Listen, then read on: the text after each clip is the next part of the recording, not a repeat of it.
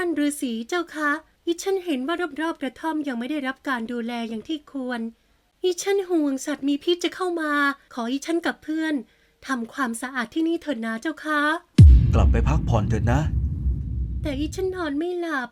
เพราะหวาดกลัวเหลือเกินเจ้าค่ะแถมข้างนอกยุงก็เยอะ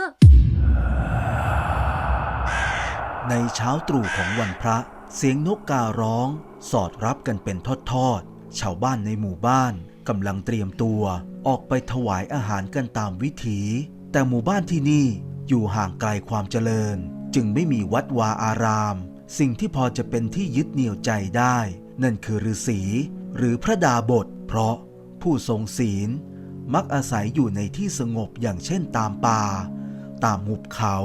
ที่น้อยคนนักจะได้พบเห็นหมู่บ้านป่าโนน้ำว่าแห่งนี้ไม่ได้ขาดจากการทำบุญเลยเพราะพวกเขารู้เห็นถึงที่พักของพระดาบสรูปหนึ่งที่สร้างกระท่อมอยู่ใกล้กับถ้ำแห่งหนึ่งในเขตป่าลึกชาวบ้านต่างเดินทางไปทำบุญกับพระดาบสหลายคนเพราะด้วยระยะทางที่ไกลจึงต้องเกาะกลุ่มกันเดินลัดเลาะตามป่าเขาไปและในกลุ่มคนที่มักจะเข้าป่าไปทำบุญมียุพาและลำดวนหญิงงามประจำหมู่บ้านทั้งสองต่างตื่นเต้นกันเป็นพิเศษทุกๆครั้งที่จะได้ไปทำบุญและได้พบเจอกับพระดาบสวัยกลางคนผู้นั้นเพราะนอกจากท่าทีที่สุขุมแล้วพระดาบสยังมีผิวพรรณที่ผุดพองหน้าตาคมคายถูกใจหญิงสาวทั้งสองยิ่งนักยุพินก็มีอาการตื่นเต้นไม่น้อยทั้งที่เธอก็มีสามีอยู่แล้วท่านฤาษีเจ้าคะอีฉันเห็นว่ารอบๆกระท่อมยังไม่ได้รับการดูแลอย่างที่ควรอีฉันห่วงสัตว์มีพิษจะเข้ามาขออีฉันกับเพื่อนทำความสะอาดที่นี่เถิดนะเจ้าคะนี่มันใกล้จะบ่ายแล้วข้าเกรงว่าพวกเองจะเดินทางออกไปลำบากเอาไว้วันไหนที่เดินทางเข้ามากันเช้ากว่านี้แล้วค่อยมาทำกันก็แล้วกันพระดาบสต้องเอ่ยออกมาแบบนั้นเพราะเห็นท่าทางของทั้งสองสาวช่างไม่น่าไว้ใจแถมเรื่องสัตว์มีพิษไม่มีเข้ามาใกล้ได้แน่นอนเพราะท่านมีวิชาที่แม้แต่สัตว์ร้ายยังไม่กล้าเข้าใกล้ได้ยินอย่างนั้นแล้วคนทั้งกลุ่มที่มีทั้งหญิงและชายจึงกราบลาพระดาบสเพื่อกลับหมู่บ้านไปแต่แล้วเมื่อทั้งหมดเดินทางออกมาจากป่าจนจะถึงครึ่งทางก็บังเอิญโชคร้ายพบเข้ากับช้างป่าที่กำลังยืนหลับอยู่ใต้ต้นไม้ใหญ่ถึง2 เชือกพวกมันยืนนิ่งใต้ร่มเงาที่มืดครึ้มจึงทำให้คนทั้งกลุ่มมองไม่เห็นและไม่ทันระวังเมื่อเสียงเดินเสียงคุยเข้าไปใกล้ช้างทั้ง2 เชือกจึงตกใจและโมโหวิ่งไล่คนทั้งกลุ่มจนหนีกันเตลิดเปิดเปิงไปคนละทิศละทางยุพานั่งหลบอยู่ที่พุ่มไม้ใหญ่นานพอสมควรกระทั่งเริ่มมียุงมารบกวนเธอรับรู้ทันทีว่า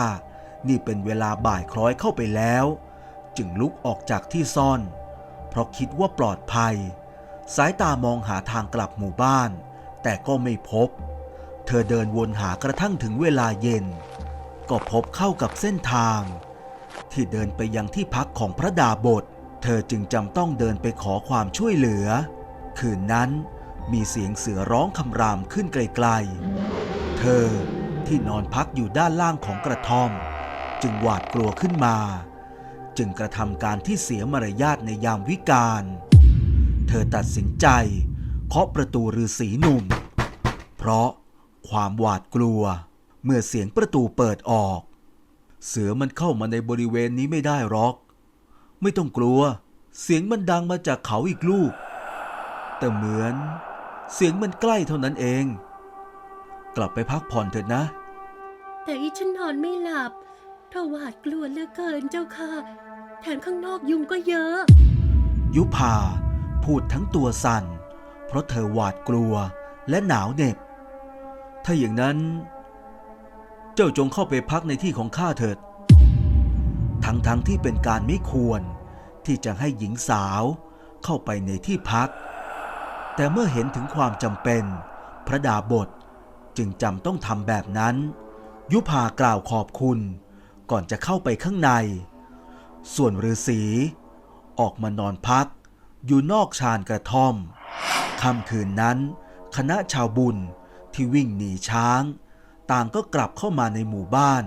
กันอย่างปลอดภัยกันทุกคนถึงแม้ว่าจะมาถึงกันคนละเวลาก็ตามแต่มีอยู่ผู้หนึ่งที่ยังไม่พบเห็นนั่นก็คือยุพาเช้าวันต่อมาชาวบ้านและเหล่านายพรานจึงพากันออกตามหาเท่าไหร่ก็ไม่พบและทุกคนไม่ได้ฉุกคิดว่ายุพาจะไปพักอย่างกระท่อมของพระดาบสสายของวันนั้นยุพารู้สึกตัวตื่นขึ้นมาพบว่าร่างกายของเธอหนักอึ้งเพราะอ่อนแรงเธอรับรู้ได้ว่ากำลังมีอาการจากพิษไข้ฤาษีที่รับรู้แบบนั้นจึงนำภาชนะใส่น้ำสมุนไพรแก้พิษไข้และนำผ้าเข้าไปวางไว้ให้เธอเช็ดตัวฤาษีหวังว่าสายวันนี้จะมีผู้คนเข้ามาทำบุญและจะได้พายุพากลับไปแต่จวบจนกระทั่งเที่ยงวันก็ไม่พบเห็นใครเลยด้วยความที่เป็นห่วงยุพาพระดาบสจึงเปิดประตูเข้าไปโดยลืมส่งสัญญาณบอกกล่าวก่อนภาพที่เห็นหญิงสาวกำลังเปลื้องผ้าเพื่อเช็ดตัวจากที่ตั้งใจจะเป็นผู้ทรงศีลมาโดยตลอด ไม่เคยเห็นร่างกายของหญิงใดมาก่อนเพราะมัวตั้งใจจะละจากสิ่งพวกนี้แล้วหันเข้าสู่ทางธรรมอันสงบเย็นแต่แล้ววันนั้นสิ่งที่พระดาบสได้เฝ้าบำเพ็ญมาตลอดก็สูญเปล่าเพราะยุพาที่หลงรักพระดาบสมานานเธอมีอาการยั่วยวนพระดาบสจึงเผลอไผลไปในกามอันชั่ววูบเมื่อทั้งสองเป็นอันหนึ่งอันเดียวกันแล้วบ่ายคล้อยวันนั้นพรานนพผู้เป็นสามีก็เดินทางเข้ามาพบเจอกับยุพาที่สำนักอาการไข้ของเธอก็ลดลงไปมากแล้วและนั่นจึงทำให้พระดาบสรับรู้ว่าเมื่อ2-3 ชั่วโมงที่ผ่านมาเขาได้ร่วมหลับนอนกับเมียของผู้อื่นซึ่งนั่นมันผิดข้อคลำในวิชาที่มีอย่างร้ายแรงพรานนพที่ไม่รับรู้ถึงความเสียหายของยุพาเขาขอบคุณและกราบลาพระดาบสก่อนจะพาเมียของเขาออกจากป่าไปเมื่อกลับถึงบ้านยุพามีอาการกระสับกระส่ายเธอไม่อยากร่วมหลับนอนกับพรานนพสามีของเธออีกต่อไปเพราะกำลังลุ่มหลงในรูปรสกลิ่นของพระดาบสรูปนั้นแต่หากจะรีบเดินทางเข้าป่าไปในตอนนี้ก็เกรงว่าจะเป็นที่สงสัยเธออดทนรอจนกระทั่ง3 วันที่พรานนพไม่อยู่ยุพาเดินทางออกจากบ้านแต่เช้าระหว่างทางเธอพบเข้ากับพระธุดงค์หนุ่มที่ปักกรดอยู่เพียงลำพังเธอไม่คิดก้มลงกราบพระท่านเลยสักนิดทั้งที่อยู่ไม่ไกลจากเส้นทางและแล้วก็มีเสียงสุขุมดังออกมาให้ได้ยินอย่าไปเลยโยมกำลังจะมีเคราะห์หนักแทนที่ยุพาจะฉุกใจคิดและหยุดเดินแต่ความลุ่มหลงมันกลับทำให้เธอก้าวเท้าให้ไวขึ้นอีกไม่มีสิ่งมีชีวิตใดวิ่งหนีกรรมได้พระสะบดออกมาพร้อมสายหน้าถอนหายใจด้วยอาการโปร่งตกด้านพรานนพที่เหมือนจะรู้บางอย่างแอบตามเมียด้วยระยะห่างพอสมควรเพราะไม่อยากให้ยุพารู้ตัวเสียก่อนแต่เมื่อมาถึงยังบริเวณที่เคยมีพระธุดงค์แต่เขากลับไม่พบพรานนพรีบมุ่งหน้าตามผู้เป็นเมีย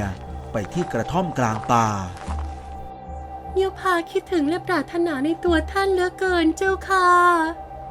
พระดาบสไม่ตอบแถมยังอ้าแขนรับ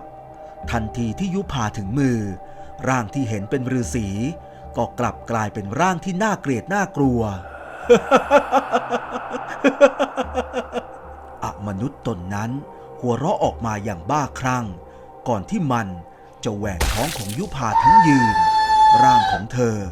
ล้มลงอยู่ที่หน้าชานกระท่อมอสูรปอบร้ายมันคว้านท้องออกกว้างขึ้นอีกแหวกอกมือสาวกินเครื่องในจนหมดเมื่ออิ่มหนำแล้วปอบร้ายร่างใหญ่โตกว่าปกติจึงกลับกลายมาเป็นพระดาบทเฉกเช่นเดิมการกระทำของพระดาบทหาก้อมมันอยู่ในสายตาของพรานนพที่บัดนี้เขายืนแอบมองจนแขนขาสั่นน้ำตาไหลเพราะรับรู้ว่าเขาช่วยเหลือเมียของเขาไม่ทันแล้วพรานนพทนมองดูปอบในคราบของพระดาบทลากร่างของยุพาลงไปจากกระท่อมเพื่อนำไปฝังเขาใช้โอกาสนั้นรีบหลบหนีออกมาโธ่ยุพาไม่ได้เลยยุพาเอ้ยนี่เองหักหลังข้าแล้วมาเล่นชู้กับปอบร้ายจนตายไปเนี่ยเหรอโอ้ยนางงูพิษกูจะมาข้ามควรเสียใจเพราะมึงไปทำไมวะเนี่ยทันใดนั้นร่างสูงใหญ่น่าเกลียดน่ากลัวก็เข้ามาขวางทางพรานนพเอาไว้